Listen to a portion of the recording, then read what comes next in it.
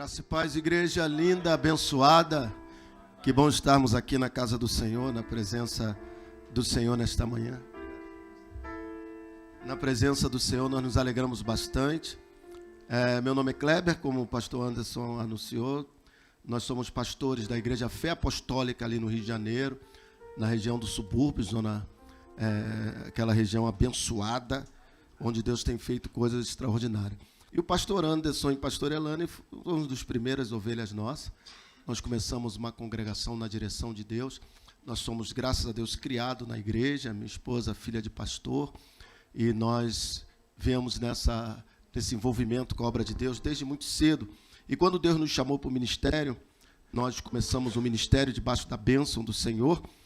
E Deus tem cumprido as suas promessas. E uma das promessas é que Deus nos levaria para a nação, pastor, e tem levado, né? De alguma forma. Nós passamos ali na Inglaterra, onde estão os nossos discípulos Everton e Tainá, jovens que também nasceram ali, foram cuidados, tratados, e Deus os levou para ali, para a Inglaterra. E eles estão também trabalhando firmemente na obra do Senhor, na Igreja Peniel. Tem sido um braço ali para o pastor, liderando, trabalhando. Nossa igreja é uma igreja que trabalha com discipulado, que forma. E a gente tem enviado discípulos que têm abençoado as nações. E como o Senhor me disse ontem, que antes Elane tem sido um presente aqui para vocês, isso me alegra bastante, porque de alguma forma, onde estão os filhos, estão os pais, né? E o pastor ali na Inglaterra, pastor Marco, dizia assim, Everton e Tainá são seus filhos, eu sou o padrasto. Eu sou o padrasto. Nosso filho também, caçula Caleb, que é pastor, junto com a pastora Kathleen, que é a esposa dele, foram para a Alemanha também, né? Estão na Alemanha, fizeram um processo seletivo a partir do Brasil e já foram para a Alemanha com emprego. Eu não queria, meu filho estava pastoreando a rede de jovens, né? Meus dois filhos, meu genro, o pastor Johnny, minha filha, a pastora Thaís, eles são pastores da rede de adolescente, e o Caleb e a Kathleen eram pastores da rede de jovens. E eu... Quando eles falaram que estavam num processo seletivo, eu falei, meu filho, é isso mesmo que você quer, meu filho? Né? Cadu também era um dos ministros de louvor, de dança lá na igreja, na rede adolescente. E eu confesso que eu fiquei muito aborrecido, né? Rapaz, você vai embora, vai deixar o seu pai, vai deixar a igreja, vai deixar uma batata quente nas minhas mãos. Mas Deus tem os seus planos, né? Vai se preparando, pastor, porque eles crescem e voam mesmo, não tem jeito. E a gente entende que a gente cria filho para o mundo, né? A gente não cria filho para nós. Sejam filhos espirituais ou sejam filhos biológicos. Eles não pertencem a nós, eles pertencem ao Senhor. E Deus nos deu o privilégio de educá-los, de criá-los. Obrigado, filho. Deus nos deu o privilégio de orientá-los. E eu me lembro que minha esposa ficou muito mal, né? Ela é muito apegada a esse filho. E eu disse para ela, minha filha, isso faz parte do ciclo. A gente educou, a gente formou, graças a Deus, fizemos dele um homem de Deus, e Deus, ele tem direito de tomar suas decisões.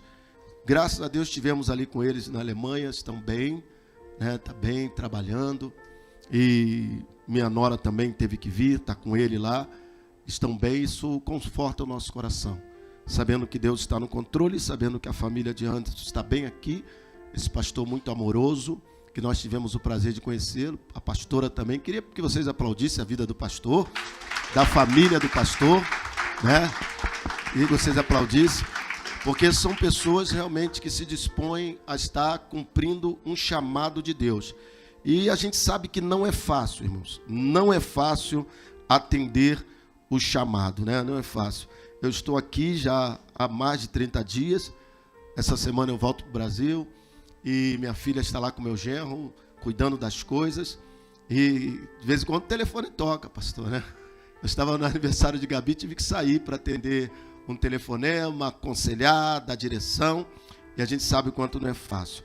Mas essa manhã é uma manhã tão abençoada, é uma manhã de comunhão, é uma manhã de santa ceia, uma manhã que nós estamos na presença do Senhor. E eu estava aqui orando ao Senhor, ligado, ouvindo, participando desse louvor maravilhoso.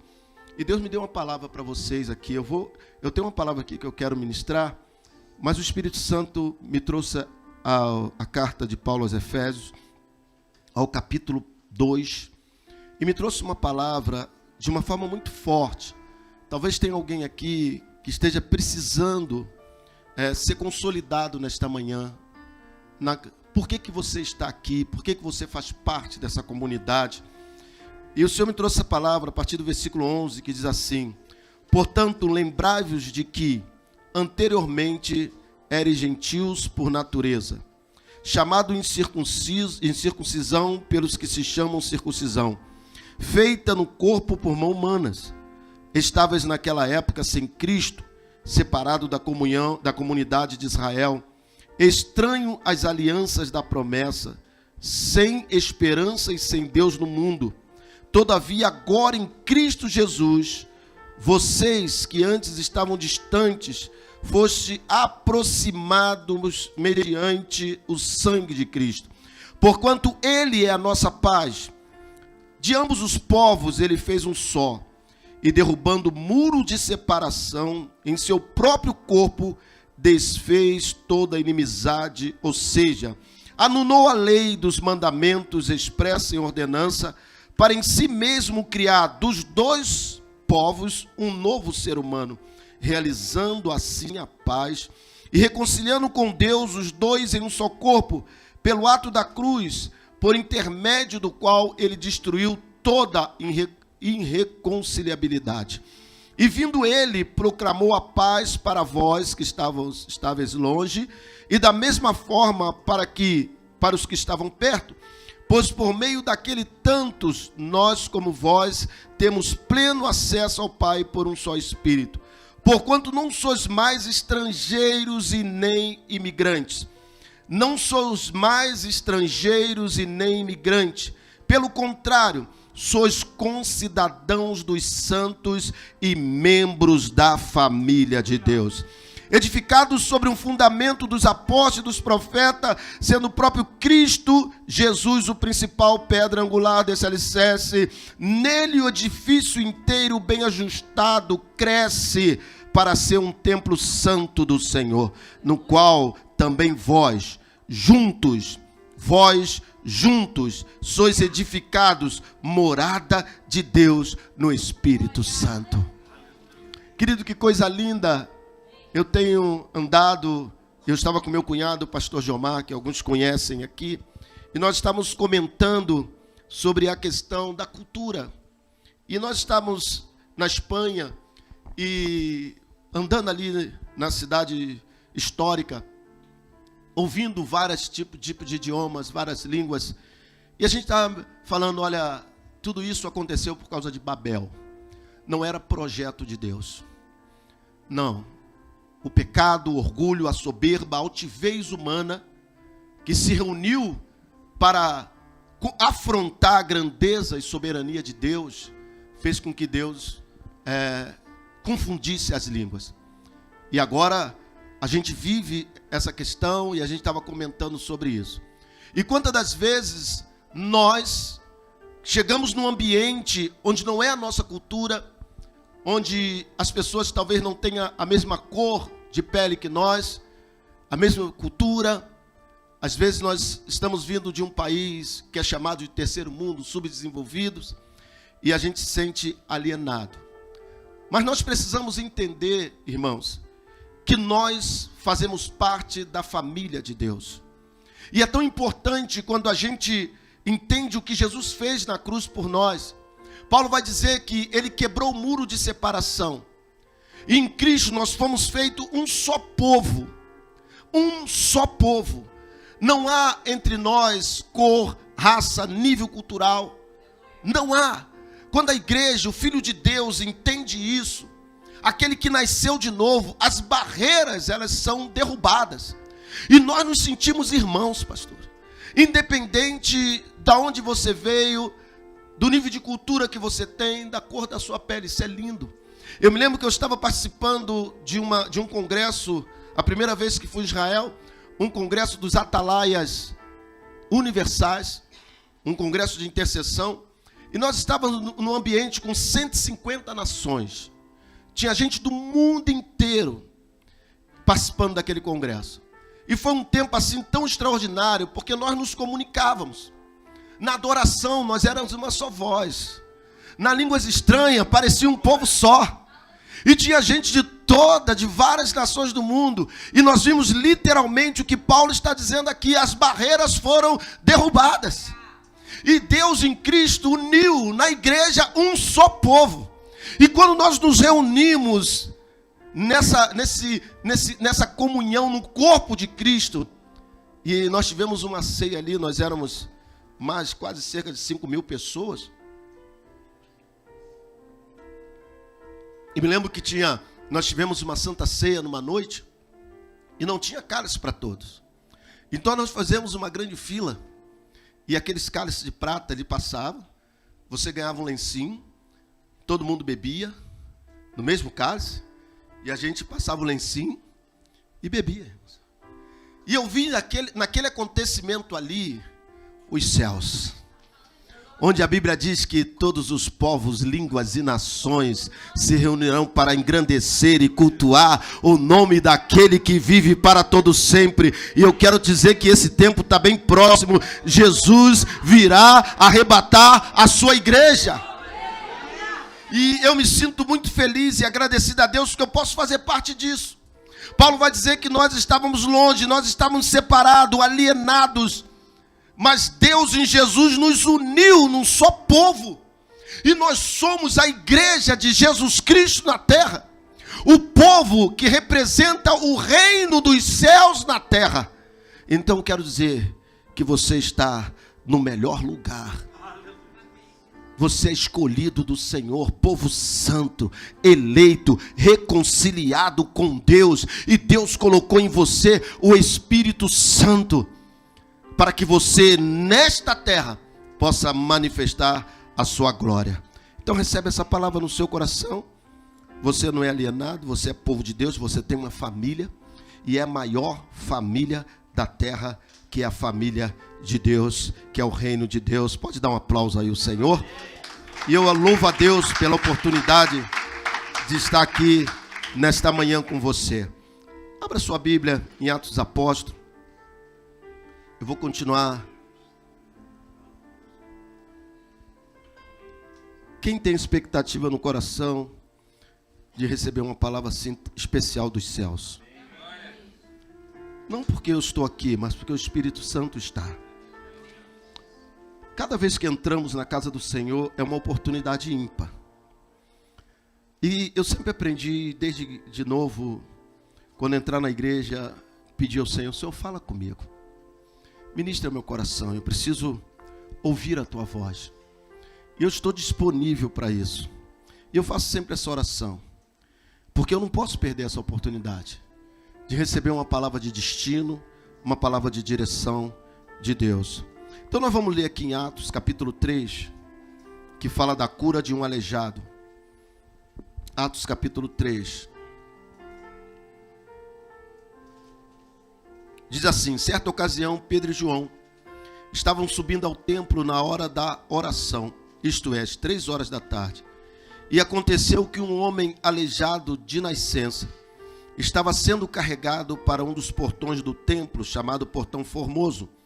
Todos os dias o colocavam ali para pedir esmola. Fala comigo, todos os dias o colocavam ali.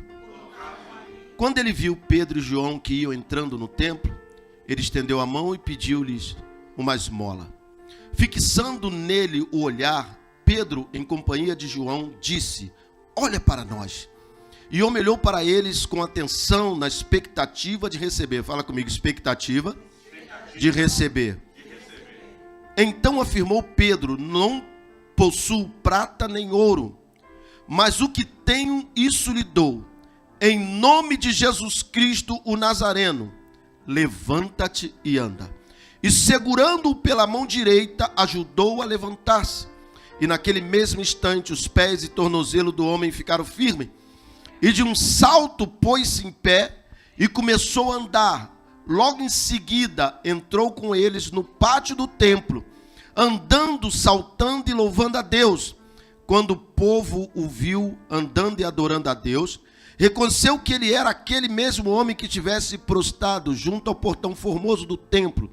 e ficaram plenos de temor e com perplexidade do que lhe havia acontecido. Curva a sua cabeça. Peça ao Espírito Santo para falar com você. Nós estamos na mesa do Senhor, no tempo de comunhão. E Jesus nos proporcionou essa condição de termos intimidade e relacionamento com Deus. A barreira foi quebrada, então podemos chegar livremente diante dele. Querido Espírito Santo, eis-nos aqui. Somos totalmente dependentes de Ti. E sabemos que Tu estás nesse lugar, Espírito Santo.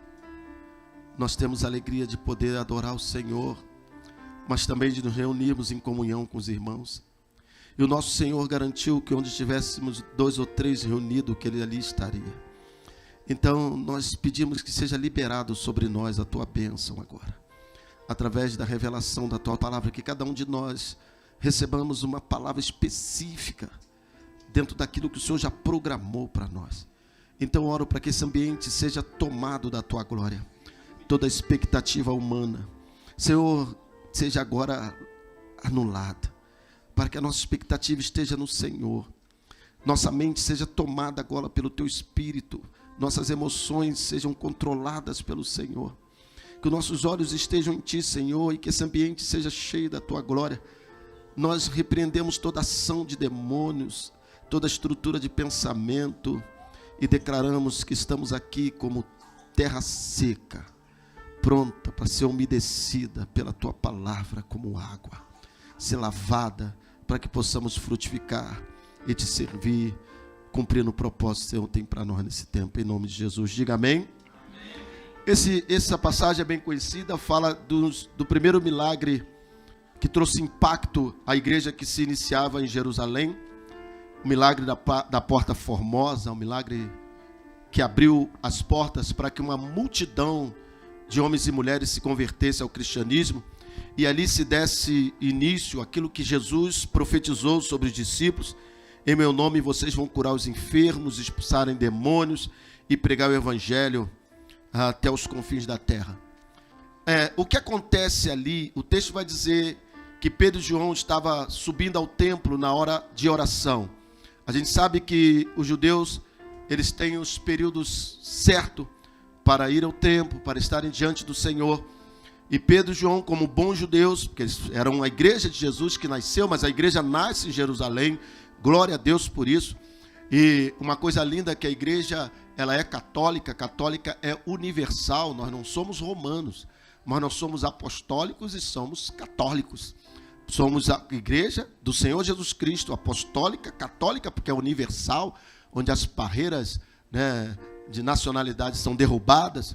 Então nós somos universais. Agora, nós não somos de Roma, nós somos de Jerusalém, e a igreja começa em Jerusalém, ela sai de Jerusalém quando ela entra em Roma e perde os vínculos com as raízes judaicas. Paulo diz que nós fomos enxertados na oliveira, e ele ainda diz: olha, vocês que alguns ramos foram arrancados para vocês serem enxertados, não desbochem e não humilhem aqueles que foram tirados, porque vocês não eram povo, mas vocês hoje são. Então vocês foram enxertados ali. Então essa visão, que era a visão da igreja primitiva, que se perdeu quando ela entra em Roma, hoje o mover profético e apostólico tem trazido de volta, para que a igreja de fato ela possa voltar a Jerusalém e cumprir o propósito que Deus tem com ela a partir de Jerusalém. Então aqui estão Pedro e João, judeus, cumprindo ali aquilo que eles aprenderam, indo ao templo para orar na hora nona. E alguém colocava um coxo na porta do templo, porque sabia que era a hora da oração. E os judeus, quando eles iam ao templo, eles tinham o hábito de levar dinheiro para fazer caridade a algumas pessoas, era um costume deles. Então ali era um lugar propício para que aquele homem pudesse receber algum subsídio, alguns recursos para manter a sua vida, pois ele não conseguia fazer isso sozinho por ser um homem coxo, com algum tipo de limitação nos membros inferiores. Mas naquele dia, como de costume, alguém o coloca ali. Mas a partir daquele dia marcou a vida desse coxo, porque ele foi impactado, foi tocado. Ele teve um relacionamento com 2 homens porque eram especiais, não porque eram melhores do que os outros, mas esses homens, eles andaram com Jesus. Eles eram discípulos de Jesus. E eles estavam vindo do que a gente chama de mover pentecostal, daquele movimento que acontece 50 dias depois da ressurreição de Jesus. Quando a Bíblia fala lá em Atos, no início, que estavam todos reunidos no mesmo lugar, e de repente cumpriu-se a promessa e veio sobre a igreja que estava ali o poder do Espírito Santo, e eles foram cheios do Espírito Santo, começaram a falar em novas línguas. Pedro e João estavam nessa reunião, eles foram cheios do Espírito Santo, batizados com o Espírito Santo.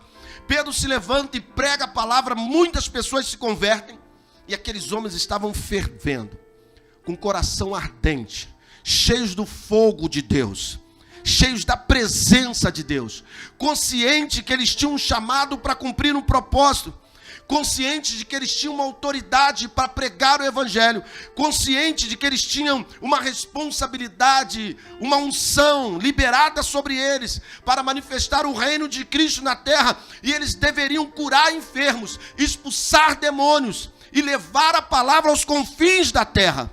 E agora aqueles homens, quando sobem, lá estava o paralítico.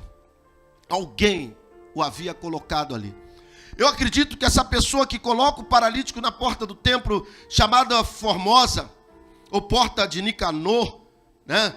Coloca aquele homem ali, eu acredito que essa pessoa amava muito aquele paralítico. Porque você imagina, eu tenho amigos que são paralíticos, são debilitados, têm deficiências físicas.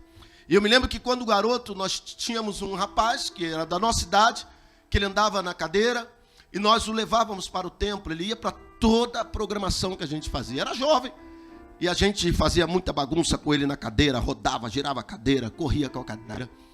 Mas muitas das vezes era complicado, que nós tínhamos que pegar ele no colo para levá-lo aos ambientes. Retiro, era difícil, tinha que levá-lo ao banheiro. Então alguém amava muito aquele paralítico, por isso o colocava ali todo dia.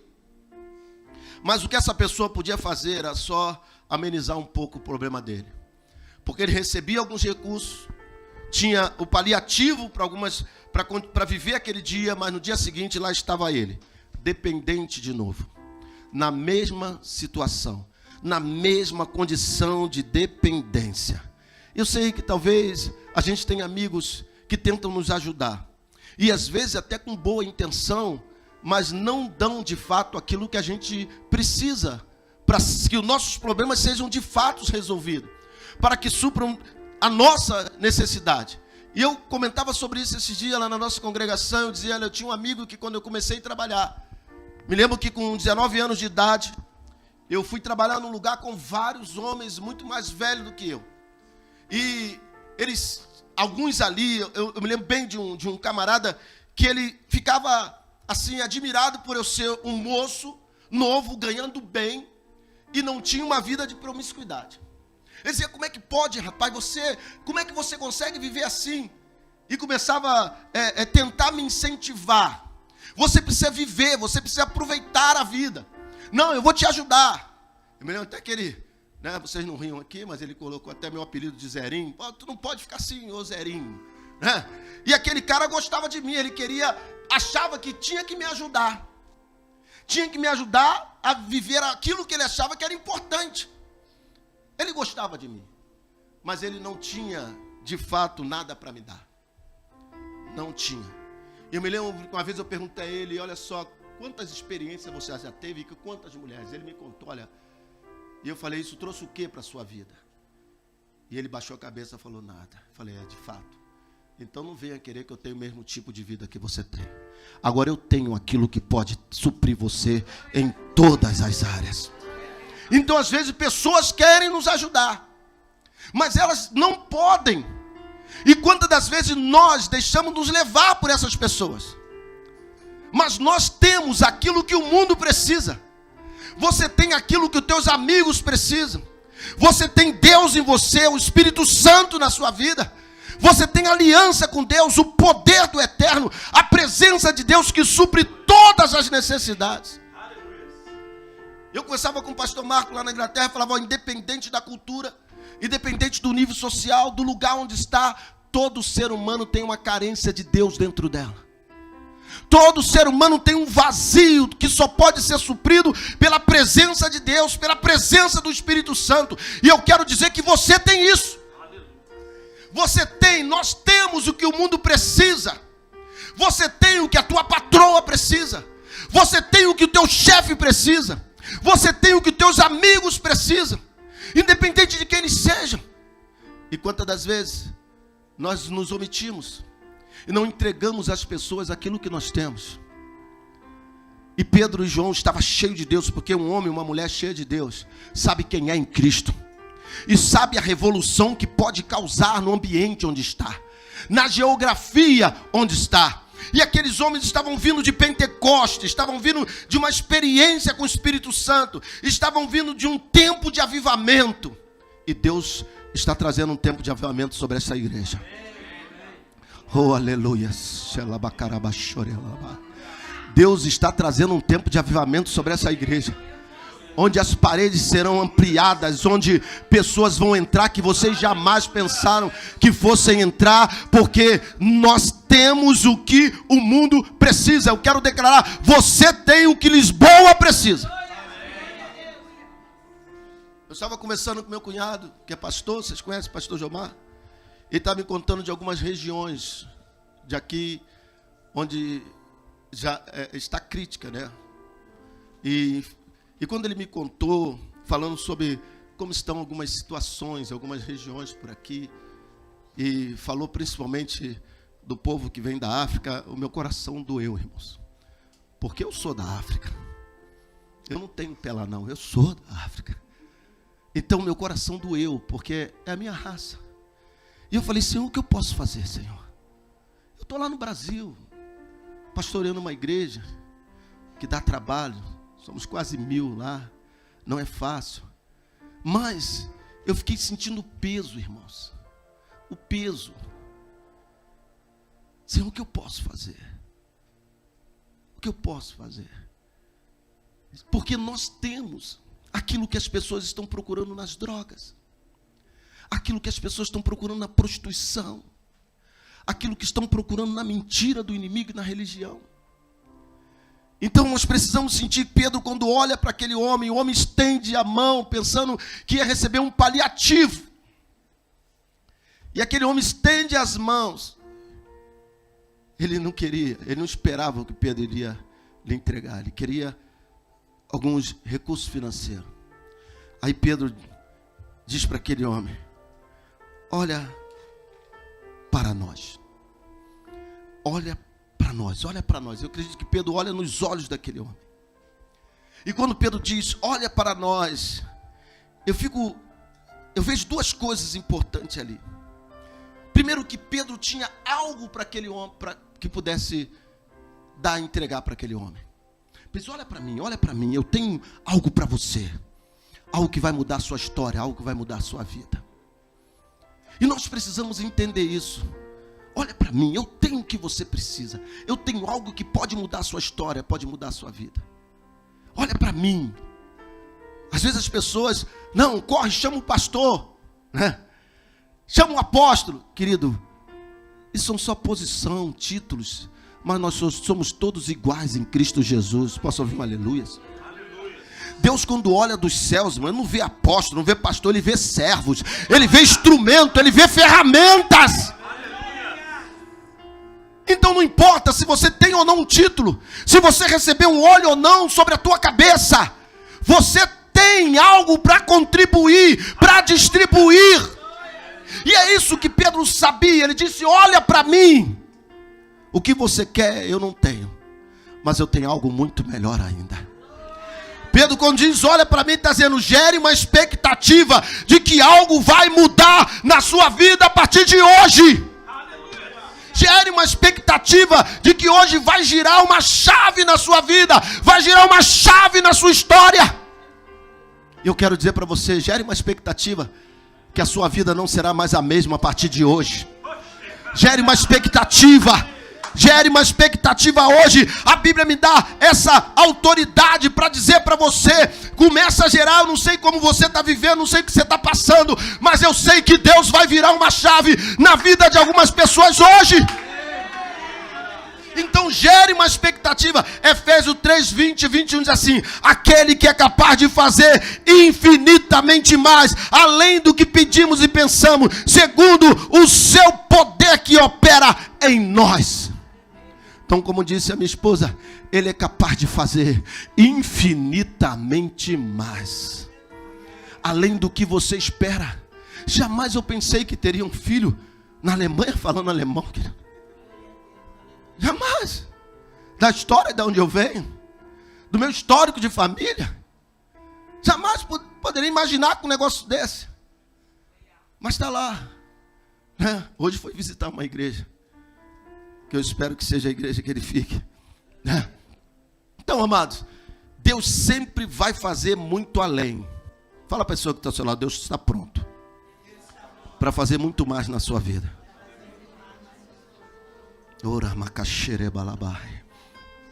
Ele é poderoso para fazer infinitamente mais. E quando eu falo de expectativa, uma passagem forte que me vem é quando, lá em 2 Reis capítulo 7, Samaria estava sitiada. E o rei da Síria, Ben-Hadad, muito bem armado, com um exército poderoso, cerca a cidade de Samaria. E nós sabemos que as cidades, ela era cercada por muro. Você sabe muito bem aqui, né? Lá no Brasil nós não temos, aqui você tem os castelos cercados, né? Então as cidades eram cercadas por muralhas. E o inimigo muitas das vezes cercava a cidade e as pessoas não podiam sair nem entrar. E geralmente os campos que cultivavam ficavam do lado de fora da cidade. As fontes de águas ficavam do lado de fora da cidade. E quando o inimigo cercava a cidade empobrecia. E Samaria estava vivendo uma inflação extrema. Extrema. E quando o rei de Samaria está andando pela cidade para ver o estado que estava, duas mulheres vêm desesperadas, uma mulher vem desesperada e diz: olha, eu e ela combinamos de cozinhar os nossos filhos, porque nós não tínhamos como nos alimentarmos. E eu dei o meu filho, nós cozinhamos e comemos, e agora é a hora dela dar o dela, ela não quer dar. O rei fica indignado. Imagina o governante, que tem que prover para os seus súditos, para o seu povo, ouvir uma história dessa. O rei fica desesperado e manda chamar Eliseu. Eliseu libera uma palavra, diz assim: amanhã nós vamos ter em abundância alimento para todo o povo que vai sobrar. Deus vai abrir os céus e vai trazer uma abundância poderosa sobre a cidade de Samaria. E aí o capitão do rei, um estrategista de guerra, um homem com a mente carnal, porque o homem carnal não entende as coisas espirituais. Esse homem era habilidoso, era um estrategista, era um homem de vitória, mas uma mente carnal. Ele diz assim: ainda que o Senhor faça janela nos céus, isso será impossível acontecer. Aí Eliseu diz: você vai ver, mas não vai poder experimentar, porque incrédulos não podem jamais atrair o favor de Deus sobre as suas vidas e viver a promessa do Senhor. Então Eliseu diz: você vai ver com teus olhos, mas não vai comer. Fala para essa pessoa do seu lado: não fique excluído da bênção de Deus. Não se exclua. Às vezes uma palavra vem, eu me lembro que uma vez eu estava na igreja e a igreja só tinha dois lados, como aqui. Um grupo estava do lado esquerdo, outro grupo do lado direito. E um corredor no meio. E Deus me deu uma palavra, disse assim: olha, Deus está me revelando que tem chaves de casa própria caindo aqui sobre o lado direito. Eu vejo chaves caindo. Aí tinha uma irmã que estava do lado esquerdo. A irmã correu para o lado direito. A irmã pulou de lado, mudou de lado. Você acredita que ela foi uma das primeiras a receber a bênção? Quantas das vezes, por causa da nossa incredulidade, quando uma palavra profética chega na nossa direção e a gente não toma posse da palavra, a Bíblia diz que a palavra, ela não vai voltar para o céu vazia antes de cumprir o que lhe apraz, mas ela precisa ter uma resposta na terra. A palavra diz: quando 2 ou 3 concordarem na terra, será feita nos céus. Então, quando Deus libera a palavra, eu preciso concordar com a palavra. Eu preciso me preparar para viver aquilo. E aquele capitão, ele não creu. Então ele foi excluído. Quantas pessoas sendo excluídas da bênção? Porque não creem na palavra e não recebem a palavra profética. E a Bíblia diz que lá estava o exército do rei da Síria. E do lado de fora do muro tinha 4 leprosos. E os leprosos não podiam entrar na cidade, senão eles morreriam de fome ou seriam mortos, porque não podiam viver na comunidade. Não podiam ir até o campo, porque lá estava o inimigo cercando. Aqueles homens chegaram à conclusão e disseram assim: se nós ficarmos aqui, nós vamos morrer. Se nós formos ao arraial dos assírios, nós vamos morrer. Não tem esperança nenhuma para nós. Não há expectativa para nós. Então vamos fazer alguma coisa. É aí que está o segredo, irmãos. Fazer alguma coisa. Quantas das vezes nós olhamos só para as dificuldades, só para as impossibilidades e não nos movemos em fé. Precisamos aprender a nos mover em fé, tirar os olhos da dificuldade, dos problemas. O inimigo quer que a gente olhe as dificuldades, quer que olhe os problemas e não olhe a palavra e tire os olhos daquele que nos prometeu. Mas aqueles homens disseram assim: vamos fazer alguma coisa, ainda que a situação esteja crítica para nós, ainda que haja uma sentença de morte sobre a nossa vida, mas nós não vamos ficar aqui esperando a morte chegar. Nós não vamos ficar aqui esperando a tragédia.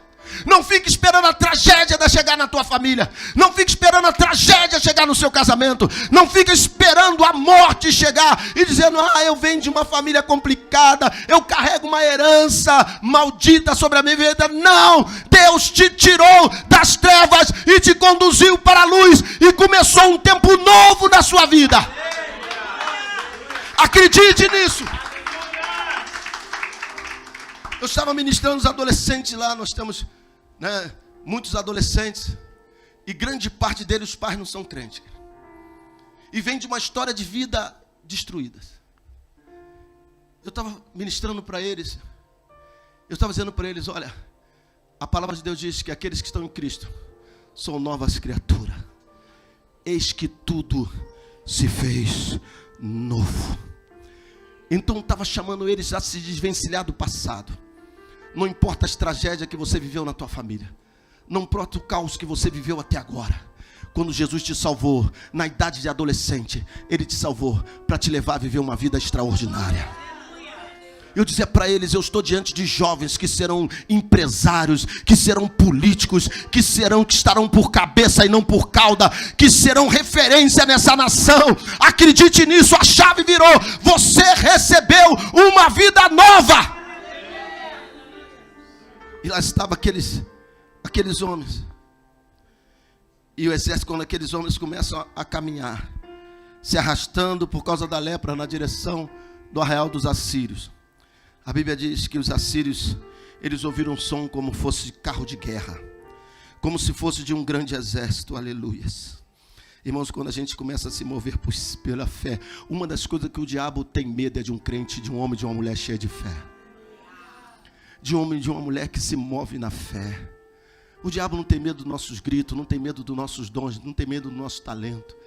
Mas ele treme diante de um homem, de uma mulher que se move em fé, que segura na palavra e diz assim: eu creio que Deus vai fazer. Minha mãe orou 30 anos pelo meu pai. Um homem envolvido com samba, escola de samba, compositor, um homem boêmico. E as mulheres diziam assim para minha mãe: por que a senhora continua com ele? Você não sabe o que esse homem faz por aí nos bares da vida, nas gafieiras da vida. Minha mãe dizia assim: eu sei que Deus vai transformar a vida dele.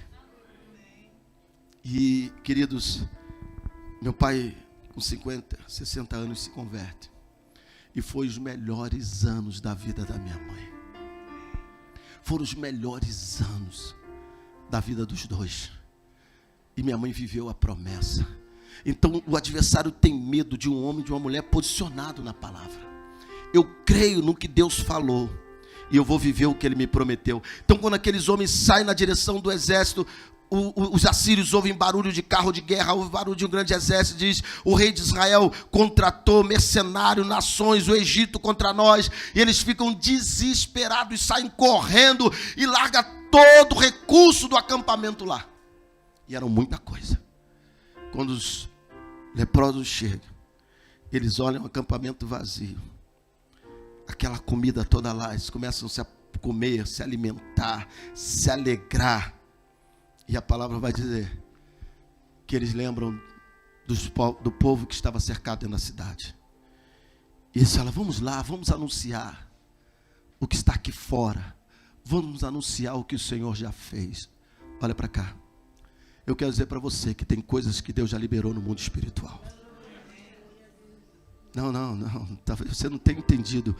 Deus já liberou situações no mundo espiritual para você.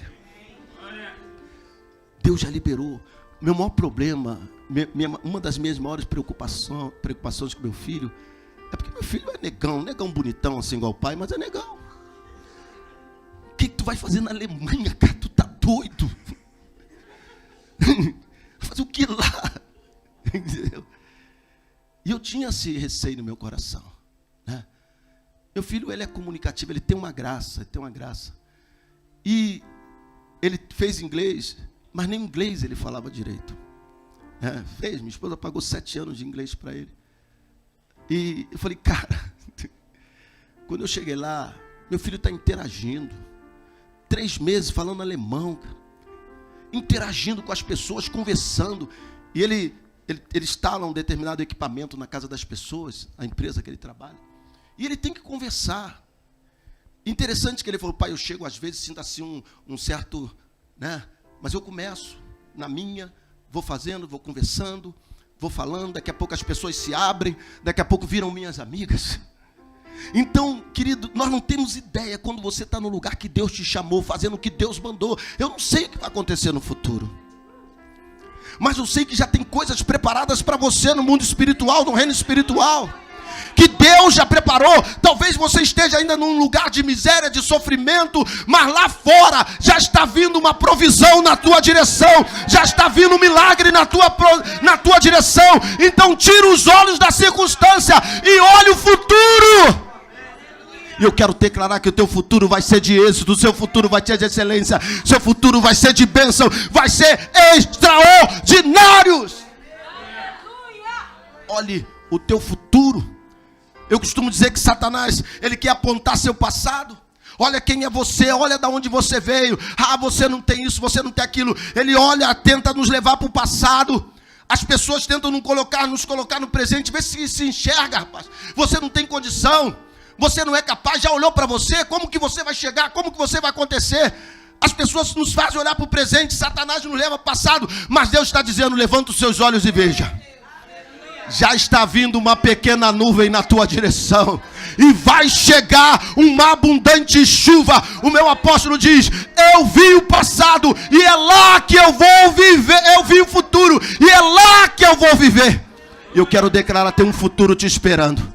A palavra diz que os pensamentos que eu tenho a respeito de você é pensamento de vida e não de morte. É pensamento para lhe dar aquilo que você espera. Quem recebe essa palavra no seu coração, dê um forte aplauso aí ao Senhor.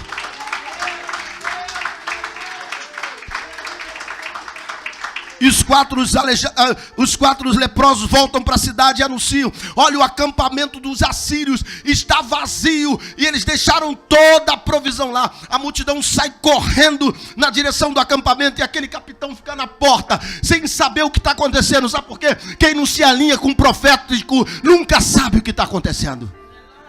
Quem não se alinha com o profético nunca sabe o que está acontecendo. Sabe o que eu aprendi, irmãos? Quando eu não entendo, eu sigo o meu líder. Quando eu não entendo, eu sigo o meu pastor. Porque a responsabilidade dele, ele é meu guia. Se ele me levar para a furada, ele vai ter que pagar um preço. Agora, eu tenho certeza que Deus vai mudar minha rota a qualquer momento. Eu já vivi isso. Eu sempre olhei os meus pastores. Sempre me submeti a eles. Eu estava lá na Inglaterra e o pastor Marco falou assim, olha, esses 2 que vieram para cá, teus discípulos, eu tenho nenhum problema em receber vocês aqui, o senhor aqui. Porque é difícil o discípulo ser maior do que o discipulador. E se eles são o que são, eu fiquei pensando em vocês. Porque nós ensinamos isso. Ensinamos isso. Quando eu não entendo, eu sigo o líder, né? Segue o líder. Lá no Rio a gente tem esse negócio, o time que está na frente, a gente passa na rua, segue o líder, rapaz, né? E o Flamengo está sempre na frente. Então tem sempre gente seguindo ele, né? Tem gente seguindo ele. Então, amados, às vezes nós não entendemos. E aquele homem fica tonto, porque ele não entendeu o momento profético. E aí ele morre e não vive a abundância. Sacode essa pessoa assim: Deus não quer isso para você.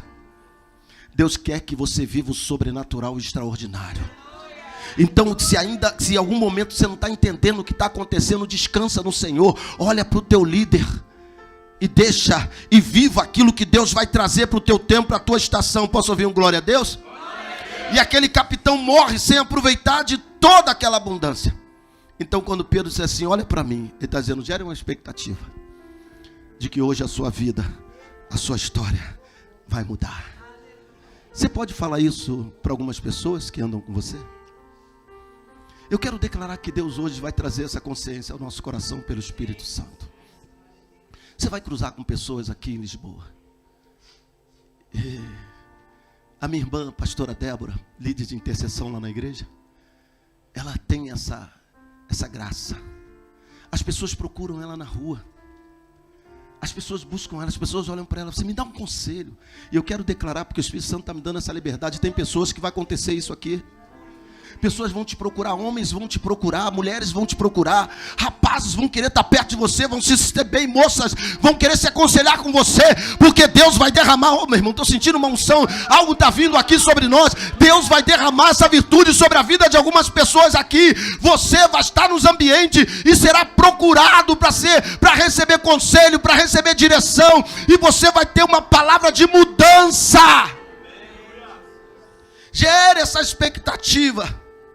E Pedro, quando fala isso, diz que ele diz assim: levanta e anda. Mas aquele homem não levantou sozinho. Os discípulos tiveram que dar a mão a ele e puxar.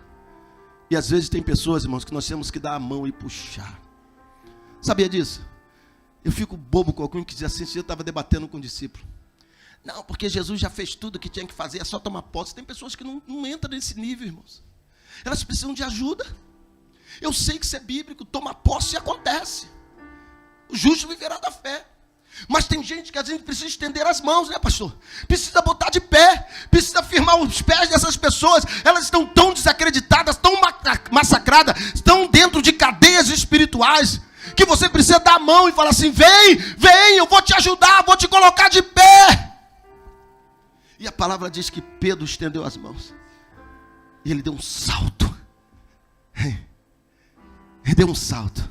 Agora, acontece aqui, a gente vai para o final. O texto diz que no versículo 8, deu um salto, pôs-se em pé. Começou a andar. Fala comigo: começou a andar. Logo em seguida, entrou com eles no templo, andando, saltando e louvando a Deus. Diga comigo: andando, saltando e louvando a Deus. Aqui eu vejo o poder do Evangelho. Eu amo tanto o Evangelho, irmãos. Tanto a palavra de Deus. Paulo diz que a palavra da cruz é loucura para os que perecem, mas para nós é o poder de Deus para transformar e salvar vidas. Paulo vai dizer na carta aos Romanos, no capítulo 1, versículo 16. Ele vai dizer: não me envergonhe do Evangelho, pois é o poder de Deus para transformar, para salvar. Queridos, o Evangelho ele é poderoso, porque o Evangelho ele alcança todas as áreas do ser humano. Quando a pessoa tem um contato com o Evangelho, ele é impactado no corpo físico. Posso ouvir um glória a Deus? Glória a Deus. Ela é impactado no corpo físico. Eu já vi curas, irmãos, extraordinárias. Já vi cego ver. Eu já vi paralítico andar, sair da cadeira de roda. Eu me lembro que uma vez, eu sempre conto essa experiência porque ela é engraçada. Uma vez entrou uma senhora no culto de oração que nós estávamos. Chegou no momento de orar pelos enfermos, ela veio com a muleta. E ela estava impossibilitada de andar, só com muleta. E ela sentou numa cadeira, eu e o pastor começamos a orar por ela. O pastor ungiu as pernas dela. E aquela mulher voltou para o final da igreja com a sua muleta. De repente, quando a gente começou a adorar, aquela mulher vem com as duas muletas levantadas, pulando, gritando. Foi um glória na igreja, foi curada. Então eu sei que a palavra que nós, com contato com aquilo que uma das coisas que Jesus conquistou para nós foi a cura física. E quando nós tomamos posse disso, irmãos, a cura física. Minha filha me ligou 5 horas da manhã. Nós estávamos lá no Pastor Gilmar, né? 5 horas da manhã, minha filha, o telefone tocou. Eu acordei. Minha esposa disse, teu telefone está tocando essa hora. Era minha filha. Lá era meia-noite, se não me engano. Meu neto tinha acabado de ter uma convulsão. Perdeu a respiração, ficou algumas horas sem respirar. E minha filha ligou, qualquer coisa ela liga pra gente, né? E o marido do lado, para de perturbar os seus pais. E graças a Deus nós somos muito família. E aí minha filha, pai, ele acordou sem respirar, como é que vai ser? E tal. E eu falei, filha, calma teu coração. Coloca a mão sobre ele e ora. Como é que ele vai, se ele acontecer de novo, vai ter que dormir? Bota a mão e ora. Repreende essa enfermidade. Agora amanhã vai correndo procurar um naringologista. Nem sei se falei certo essa palavra. Vai procurar um especialista de garganta. Vai ver o que está acontecendo com ele. E ela fez isso, graças a Deus, já descobriu o que é. Carne no nariz.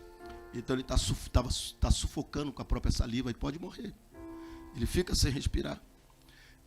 Mas nós falamos, libera a bênção. Você tem autoridade, você é mãe, você é pastora. Usa a autoridade que Deus deu e libera essa cura, porque o evangelho tem poder de mudar o corpo físico. Então a Bíblia vai dizer que esse homem na hora foi curado. Ele era coxo, debilitado, deformado, mas na hora ele se levantou e começou a andar. Olha que coisa linda.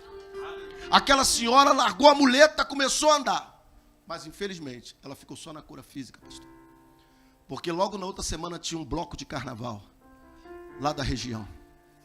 E aquela mulher, uma irmã da nossa igreja, quando vinha para o trabalho de oração, teve que passar justamente no lugar que estava o bloco. E quando ela passou pelo bloco, ela viu a irmã que havia sido curada lá sambando. E ela falou, minha irmã, a senhora foi curada, Jesus curou, a senhora estava aleijada. Assim, Deus me curou porque Ele sabia tanto quanto eu gosto de carnaval. Ele sabia o quanto eu gosto de carnaval, então Ele me curou para sambar. Infelizmente tem muitas pessoas que ficam no evangelho para receber coisas físicas, materiais, e Deus faz porque Ele é bom, sim ou não? Ele abençoa, Ele prospera, Ele é fiel, e se você crê, você recebe. Então muitos só ficam no aspecto do material, mas o texto vai dizer que esse homem, ele se colocou de pé. Fala comigo, se colocou de pé. Entrou no templo, saltando, porque ele não podia saltar antes, mas ele entrou andando no templo. Então ele recebeu o poder do evangelho no corpo físico. E eu quero declarar que hoje é uma manhã de cura. Eu quero declarar que o Senhor hoje pode trazer uma cura poderosa sobre tua necessidade física. Mas o texto vai dizer que ele também entrou saltando. Eu fico imaginando, porque ele chamou a atenção do povo, que ele saltava. Hein, Cadu, como você fazia lá na dança? Pulava, saltava, talvez aquelas cambalhotas que você dava, ele estava dando. Por quê? Porque o poder do evangelho não só alcançou o fígado, alcançou o emocional. Talvez aquele homem era angustiado, não tinha força, não tinha ânimo para nada, talvez ele estivesse em depressão, mas quando o evangelho chegou, alcançou a vida emocional daquele homem, trouxe ânimo, trouxe alegria, trouxe júbilo pela vida dele. Então eu amo o evangelho porque ele trata de todo o nosso ser, ele alcança todo o aspecto da nossa vida, ele alcança o físico, ele alcança o emocional, sim ou não? Você que se acha tímido, que acha que não pode ser isso, não pode ser aquilo, Deus vai te mudar através da palavra.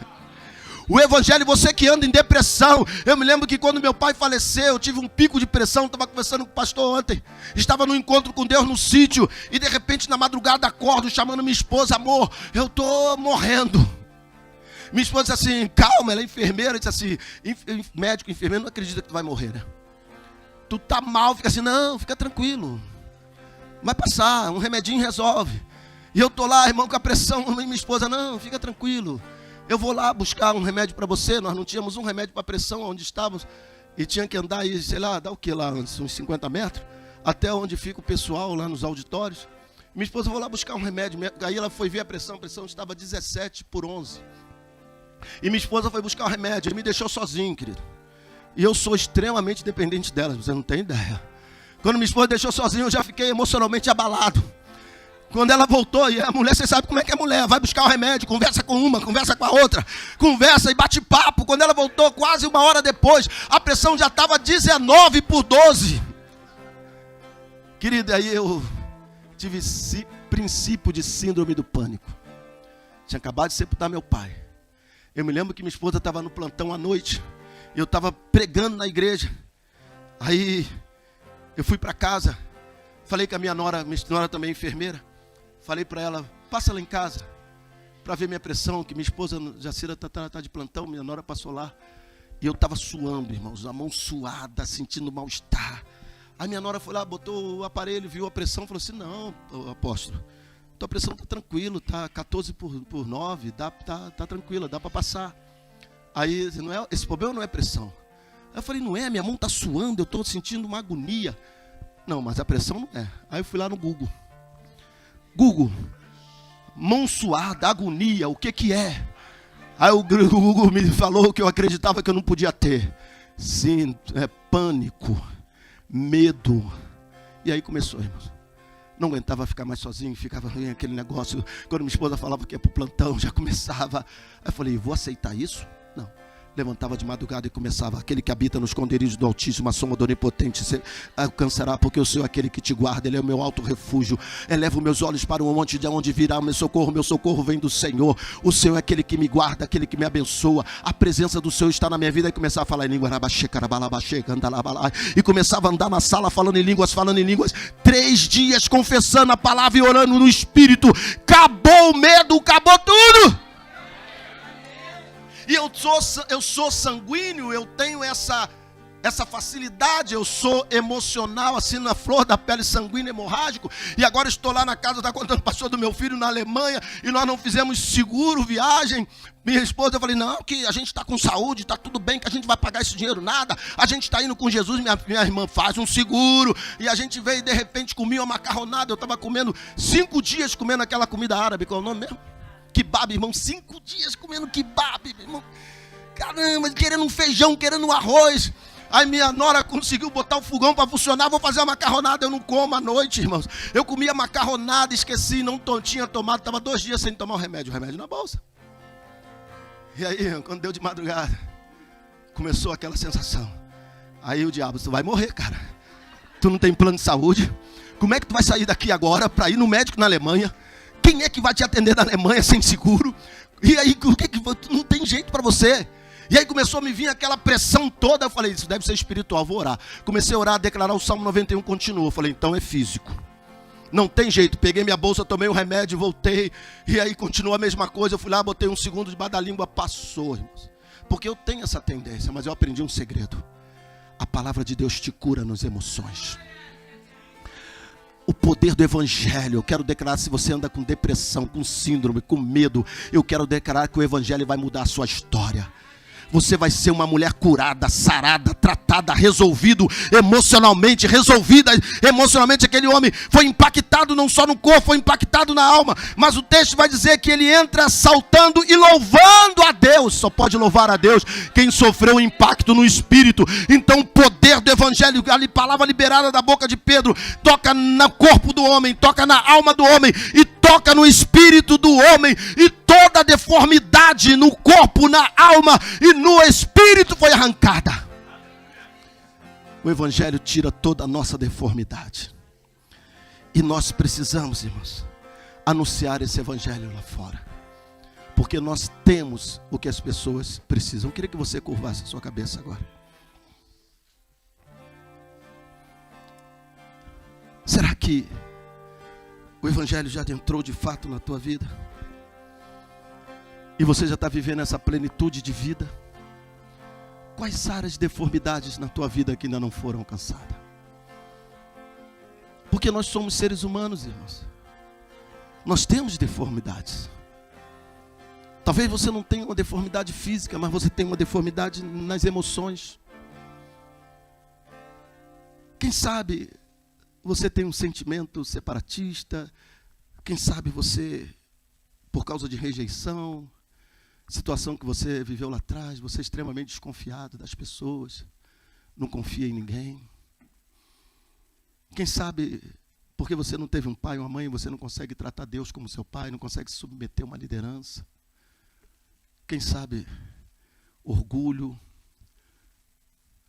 que também é uma arma que a gente usa para nos defender emocionalmente. E nos causa grandes prejuízos, medo. Quem sabe? A gente carrega, irmãos. No decorrer da nossa história, nós somos atingidos na alma, no corpo, no espírito. E a gente sai levando isso. E aí a gente não consegue viver a plenitude de Deus. Porque mesmo que a gente tenha o Espírito Santo, a nossa alma está enferma.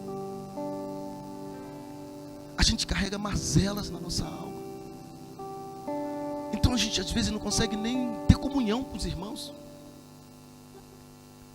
A gente desconfia, não se abre.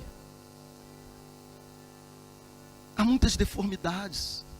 E aí a gente é cheio do Espírito Santo. Esse dia eu ministrei sobre isso. Qual foi o problema de Jonas que pediu a morte, de Elias que pediu a morte? Porque eles tinham problemas na alma, eram grandes homens de Deus. E aí a gente vive um evangelho raso, sem resultado, sem vida plena. E não conseguimos ter uma testemunha lá fora. Mas o problema não está no espírito, você é crente. O problema está na alma. Às vezes a gente não tem tanta estrutura de pensamento que não se libera para o mover do espírito. A gente não consegue confiar inteiramente. Mas eu amo tanto a palavra, porque quando ela entra, quando a gente se abre, e que quando a gente reconhece que a gente é paralítico em alguma área, que a gente é coxo em alguma área, que a gente é debilitado em alguma área, e a gente tem um encontro com a palavra, ela vem estruturando todas as áreas da nossa vida. Ela vem colocando todas as coisas no seu devido lugar. Ela vem te levando a viver a plenitude de vida. Jesus falou: eis que vos dou vida e vida com abundância. Vida com abundância. Ele nos criou e nos salvou para termos uma vida abundante. Ele pagou um preço caro por nós. Ele pagou um preço caro, irmãos. E foi preço de sangue, sangue de Deus por você. Olha o quanto você é especial para Ele. E Ele quer lhe dar essa vida abundante. E o que trava essa vida abundante? O que trava isso? O que trava? Às vezes é algo que nós trouxemos lá de trás, no convívio que tivemos em família, nos amigos que tivemos, nas frustrações, nas decepções.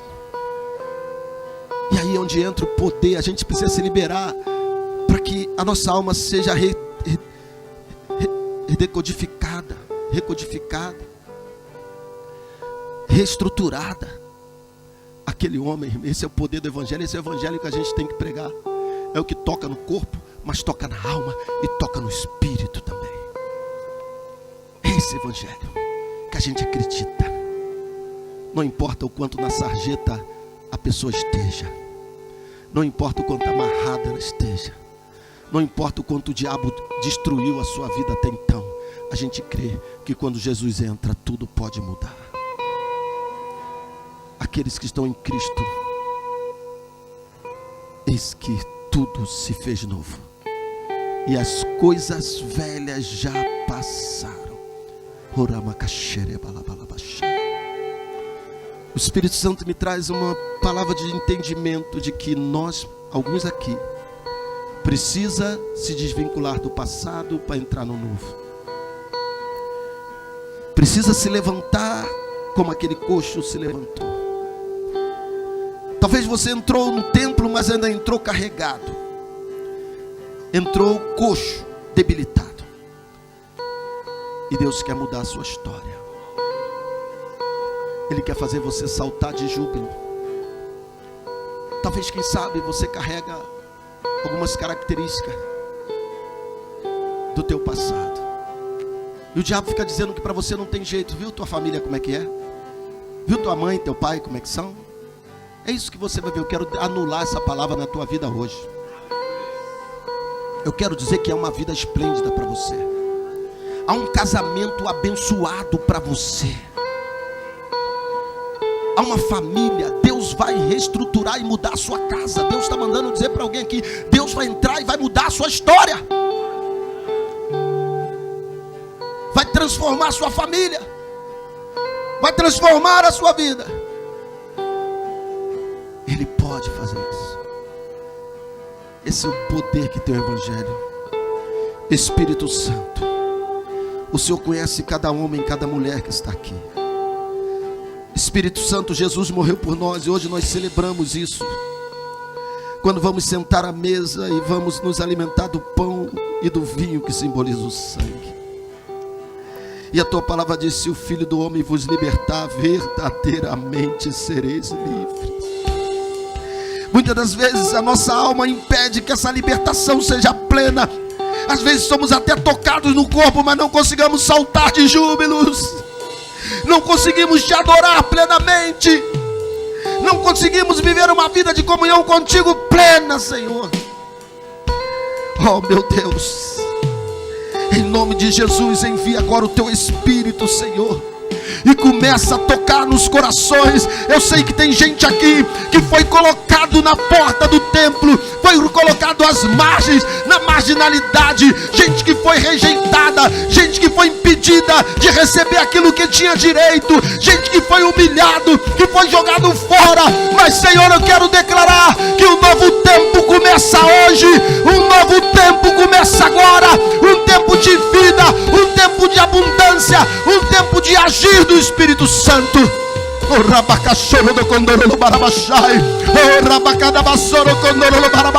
Eu sei que tem profetas aqui, tem pastores aqui, tem líderes que vão tocar Lisboa, vão tocar Portugal e as nações da Europa. Então o Espírito Santo se move agora. Arranca-nos da marginalidade, arranca-nos da porta do templo, arranca. Nós queremos entrar, mas queremos viver plenitude, queremos jubilar no Espírito, queremos viver na tua presença. Oh, queremos ir mais fundo, queremos ir onde as águas são mais profundas, onde somos guiados pelo teu Espírito, onde somos de fato uma referência, uma expressão do caráter de Yeshua. Então vem, Espírito Santo. Se você ora em línguas, começa a orar em línguas. E se você ainda não ora em línguas, começa a receber agora o batismo do Espírito Santo. Recebe agora o batismo do Espírito Santo, porque a conexão próxima do trono é aquilo que te faz acessar o mundo sobrenatural, é aquilo que faz romper com a tua mente carnal e te leva à mente de Cristo, à mente sobrenatural. Então vai, ore mais alto que você puder. Pela fé, recebe o Espírito Santo agora. Pela fé, abre a tua boca e começa a orar em língua. Não deixa que a tua alma atrapalhe esse pensamento que está vindo, essas línguas que estão brotando no teu interior. Vai liberando com a sua fala, vai liberando com as suas cordas vocais. Vai, mais alto, mais alto, mais alto, mais alto.